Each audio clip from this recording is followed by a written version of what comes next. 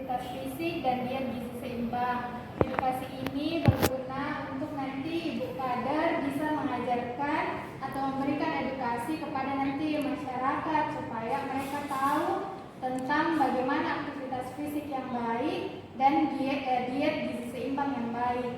Jadi untuk aktivitas fisik itu Ibu baiknya kita lakukan 30 sampai 60 menit. 30 sampai 60 menit dalam satu hari. Jadi misalnya kita lakukan aktivitas fisik seperti berlari atau berjalan cepat atau senam bisa 30 menit misalnya di sore hari. Kemudian bisa dilakukan 3 sampai 5 kali dalam seminggu. Misalnya kita lakukan senam setiap Senin, Rabu, Jumat. Jadi bisa kita lakukan sendiri, bisa juga ajak dengan keluarga. Kemudian aktivitas fisik yang lainnya itu bisa Ibu mengikuti yang diadakan posyandu ataupun puskesmas setiap minggunya. Kemudian untuk aktivitas fisik ini yang perlu diperhatikan itu pada lansia. Kalau untuk ibu-ibu atau bapak-bapak yang lansia tidak boleh lebih dari 60 menit dalam sehari. Kemudian tidak boleh yang gerakannya melompat-lompat atau menghentak-hentakan kaki karena khawatirnya kalau jatuh beresiko untuk fraktur atau patah.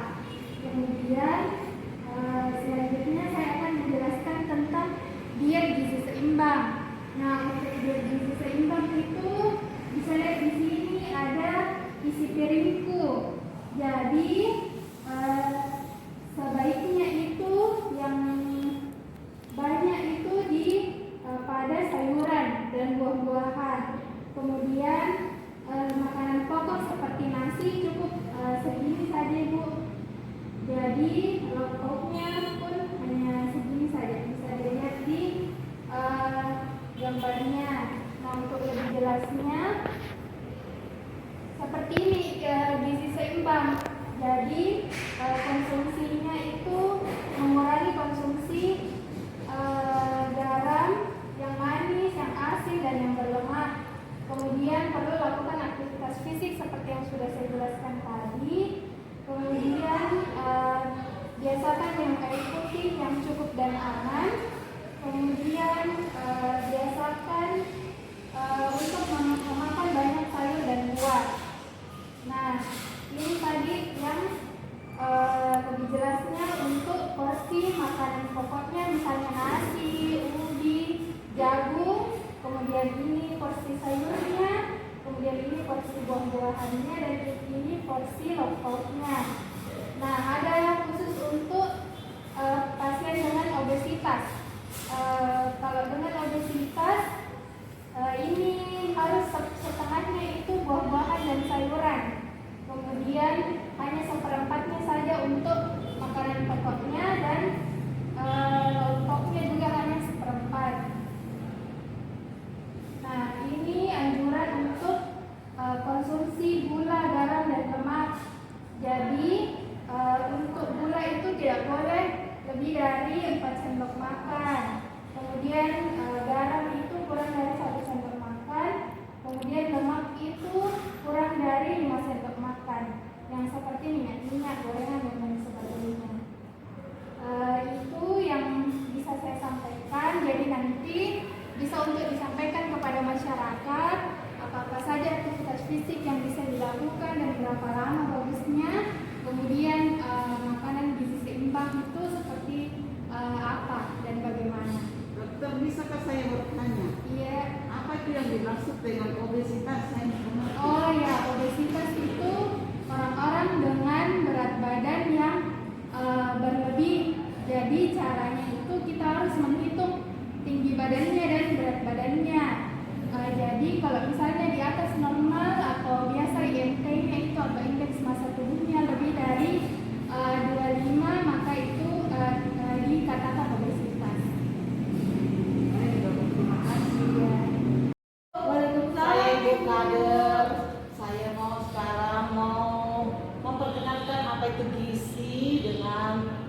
aktivitas fisik. Nah, apa yang dimaksud dengan gizi adalah kita itu diharapkan untuk makan makanan gizi seimbang supaya kita bisa hidup sehat. Apa saja yang namanya gizi seimbang itu? Ada lauk pauk, ada karbohidrat, ada juga buah dan sayur, kemudian ada protein. Apa saja yang ada di dalam mengandung karbohidrat, Bu? Bisa juga nasi, bisa ubi, bisa jagung. Kemudian mengandung protein itu adalah bisa protein nabati dengan hewani. Apa saja itu? Bisa ikan, daging, tempe, tahu. Kemudian ada juga makanan buah dan sayur. Itu paling utama kalau kita mau menjadi karbohidrat, harus ada protein, ada sayur, buah-buahan, kemudian harus minum air 8 gelas satu hari, istirahat yang cukup. Jadi ada namanya isi piringku. Isi piringku itu kalau kita, apalagi kalau orang gemuk, dia itu lebih dan setengahnya harus makan buah dan sayur. Kemudian seperempatnya itu karbohidrat, seperempatnya itu adalah protein, ya. Kemudian saya aktivitas fisik, ya.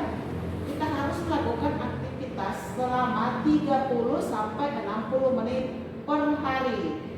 Dilaksanakan 3 sampai 5 kali per minggu. Apa saja aktivitas itu, Ibu?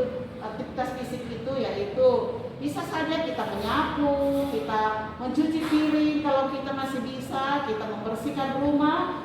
Tidak harus bilang harus olahraga betul-betul, ya. Jadi kita bisa juga jalan pagi. Itu semua adalah aktivitas fisik.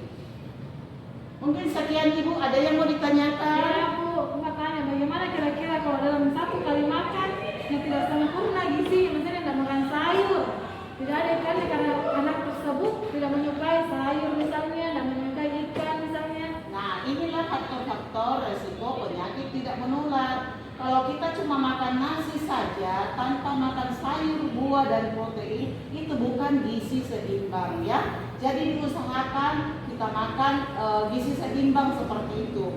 Seperti kalau mamanya tidak ada uang mau beli ikan, tempe, tahu kan boleh. Itu namanya juga protein atau telur. Kemudian sayur dan buah saya kira banyak sekali di tempat kita dan murah. Diusahakan makan begitu, ya, namanya gizi seimbang. Bagaimana misalnya ibu ya, anakku gendut ki, nah lebih banyak makan nasinya daripada sayurnya. Bagaimana caranya? Ya, jadi anak kita jangan banyak cemilan, ya, Bu. Karena biasanya itu banyak cemilan juga tidak terkontrol makanannya. Kadang mau belanja saja atau mau makan makanan siap saji, itu tidak bagus. Lebih baik kita, makanya anak kita dari kecil kita biasakan makan makanan yang dia sukai dengan mendomani makanan gizi seimbang. Harus dibiasakan makan sayur, makan buah, makan protein.